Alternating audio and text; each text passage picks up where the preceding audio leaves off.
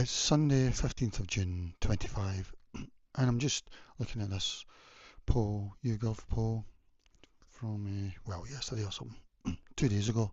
And the Israel's, which started a war against Iran 3 days ago, I think, on Thursday, started bombing Iran. And I'm just amazed by this poll for maybe three reasons. First of all, it's being asked, because I've done YouGov polls in the past, and you never really get asked. What do you think of Israel? Should we, that sort of thing. And then, now that it's been asked, I'm amazed at the 75% have said neither. Uh, among all Brits, 75% have said neither. Who do you support, Israel or Iran? I would say neither as well, 75%. And then amongst 18 to 24s, the Israel-Iran support is the other way around from all Brits. So that's amazing as well. And it's still 77% saying neither. So that's even more. But there's a sort of 15% of 18 to 24-year-olds are saying 15%. They're saying they support Iran over Israel. And it's no surprise really. To me, it's a Britain that's been created by our politicians over the last 75 years. And now we're sort of seeing that in 18 to 24s.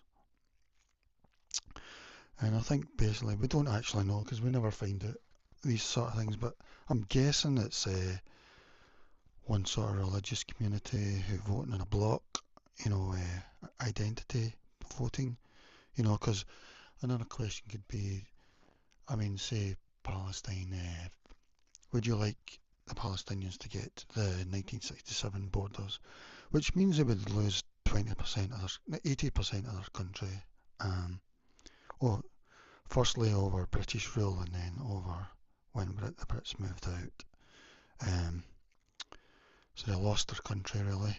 And the only consolation I think to Palestinians is that many Palestinians are moving to Britain and they will be part of the new group who will make British natives lose their country, because we're going to lose our country. It's already baked in really, unless something radical happens. So Palestinians have lost their country and now they're going to be part of the newcomers to Britain who are going to make the British natives lose their country. So the same thing's going to happen basically. In fact, Britain's going to be even worse because we're a mix of groups that maybe in a UN index on women's rights are very, very beneath the zero, are very, very much in the negative thing. And that seems to be the way people move.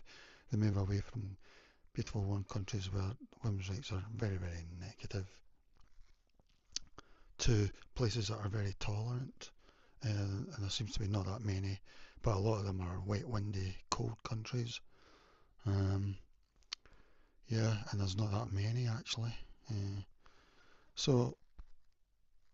I'm just thinking about this, because looking at this again. So for me, the big surprise is like 75% of all Brits say neither.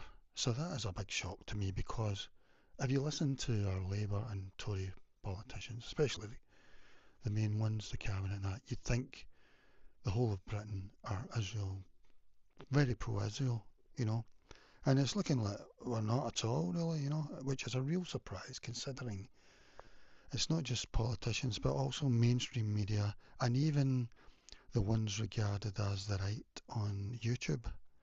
Most of them feel if you support their views on, say, immigration, then you've also got to support Israel as well. And it's looking like that's not the case at all, So that's a real shock to me that there's so much, you could say even, could I use the word brainwashing or whatever, all across the media and, media, partly they support it, a lot of them support it, Daily Mail, etc. But I think others are scared, and rightly so.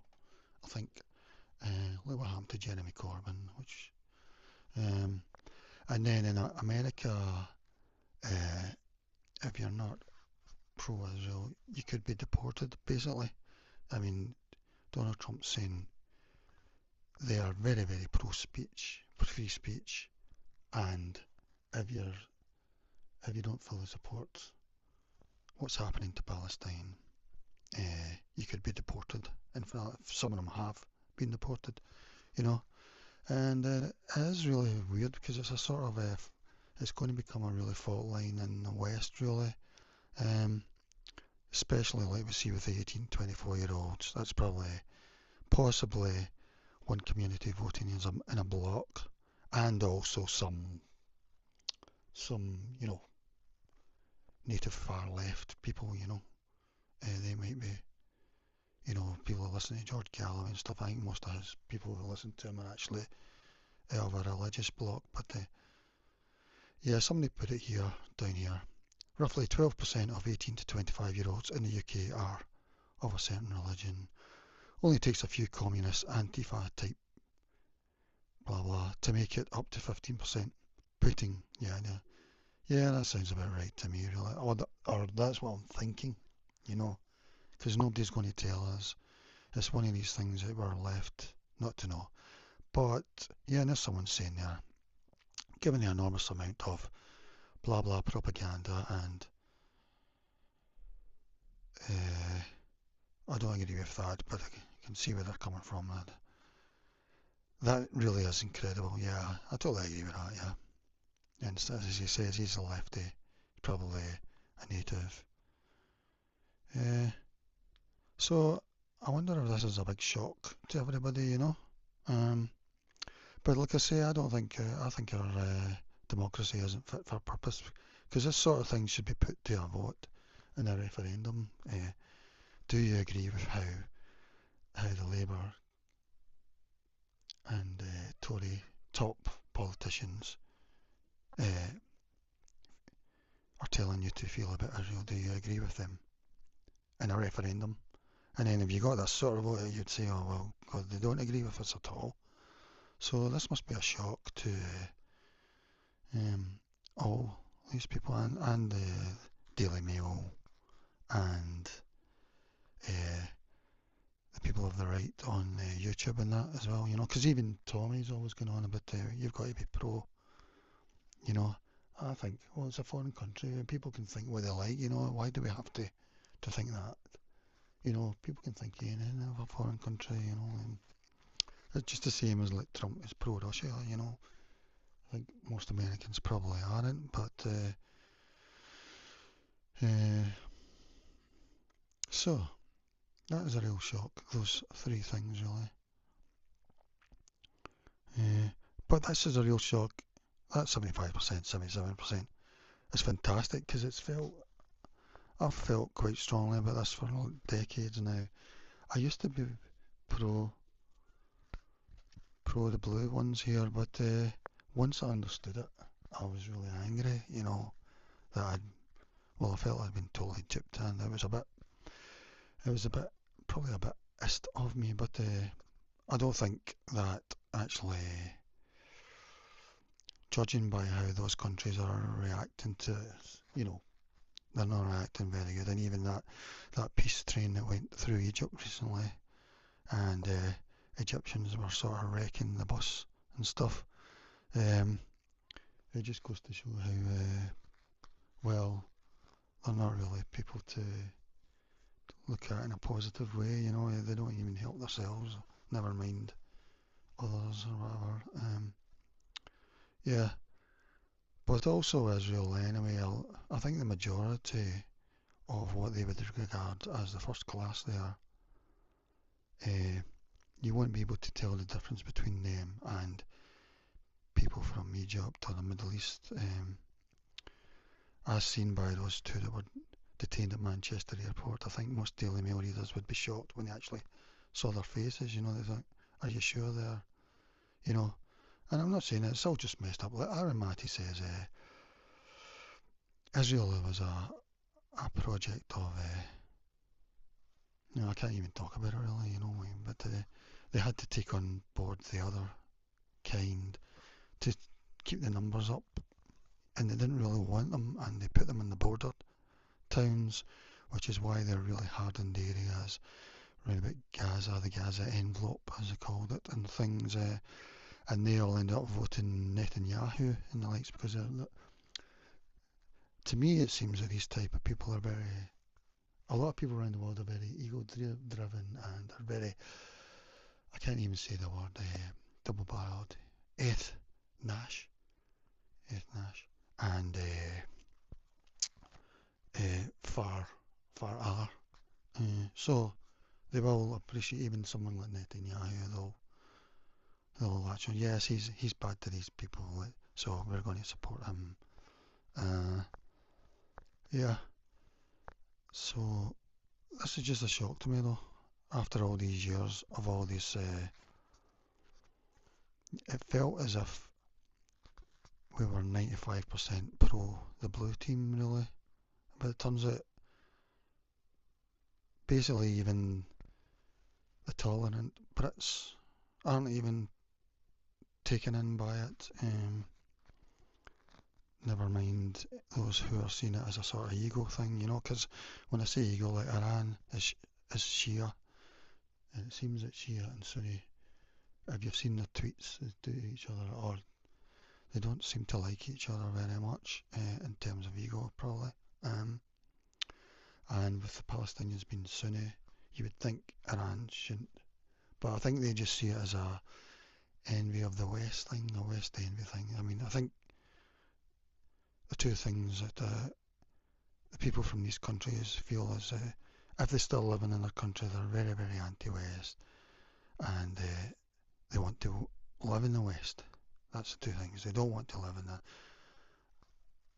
in most continents. They want to move to the West, and then they get there and get citizenship from Labour or the Tories, say in Britain. They want to go on anti-West marches and things like that, and this is the sort of prism that these Gaza marches are, and I'm not sure they actually feel that sympathy for Palestinians. I think it's more an ego thing. It's a way to show, be anti-West and ego, and they're saying, because the West support thing, maybe here you're saying that the Westerners actually don't, the native Westerners actually don't. Anyway, so this is like the biggest poll on this I've seen. Like I say, I've done these polls a lot, and I've not really seen anything where you get a chance to say, I'm not happy with the way Israel behaves. You never really get the chance.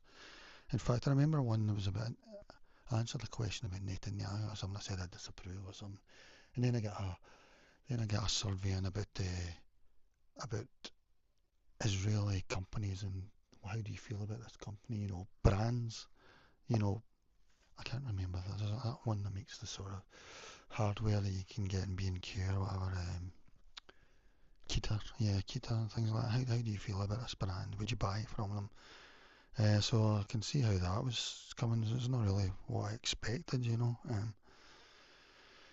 Yeah, just so well done to what I regard as mostly traditional Brits who haven't been fooled, even though even on the right are sensible about immigration, like Tommy. He's a bit too soft in it actually, but being a civic nationalist. But yeah, he's one that will tell you you've got to be pro this country, and it's good to see that people just aren't buying into that. I'm very surprised, considering all the things. When you think what happened to Jeremy Corbyn, which was a mountain out of a molehill, it was nothing really. It wasn't even. I don't think it was even true. Uh, I can't even go into it further because we don't live in a free speech country. It's very, very Stasi-like, especially under Keir Starmer. Um,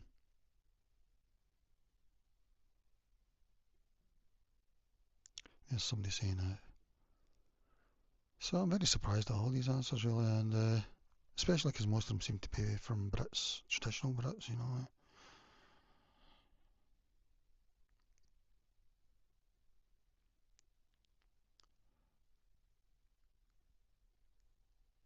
I mean, Brits is nothing to do with ego or anything. It's just to do with fairness, judging a thing by fairness.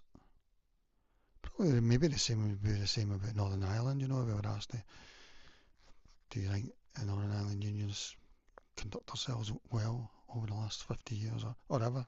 You know, it'd be interesting to see that answer would be.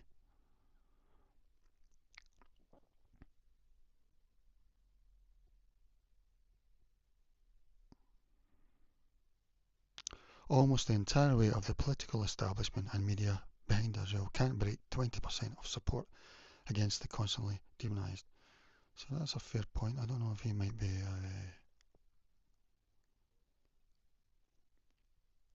Lol, the Telegraph and Daily Mail take all that money to pump out propaganda to little effect, yeah. This is the first time I've seen a poll like this that actually tells you.